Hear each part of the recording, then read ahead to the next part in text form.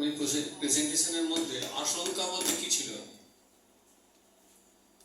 আশঙ্কা এরা মানব কর্তৃক সৃষ্ট হয়েছে, আর পরবর্তীকালে এরা আমাদের এই মেধাটাকে বহন করে নিয়ে যাবে। কিন্তু মেধার বাহকরাই যদি মানব জাতির আগে এগিয়ে গিয়ে তারা আমাদের শাসক হয়ে ওঠে, সেক্ষেত্রে ক্ষতিকারক হয়ে উঠতে পারে, কিংবা কোনো অসাধু হাতে পড়লেও এআই ক্ষতিকারক হয়ে উঠতে পারে।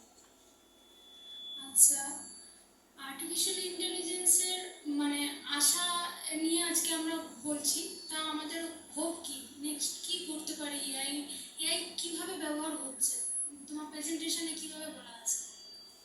বিভিন্ন ক্ষেত্রে এআই এখন বর্তমানেও ব্যবহার করা হচ্ছে। যেমন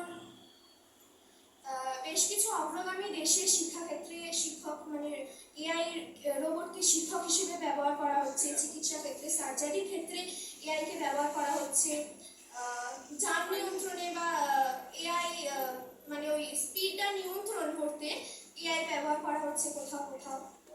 এর ফলে দুর্ঘটনার সম্ভাবনা খানিকটা হ্রাস পাচ্ছে। এছাড়া পরবর্তীকালেও বিভিন্ন কাজে এআইকে ব্যবহার করা যেতে পারে, যেমন পরিবেশ দূষণ নিয়ন্ত্রণে, তারপরে অচিরাচরিত শক্তি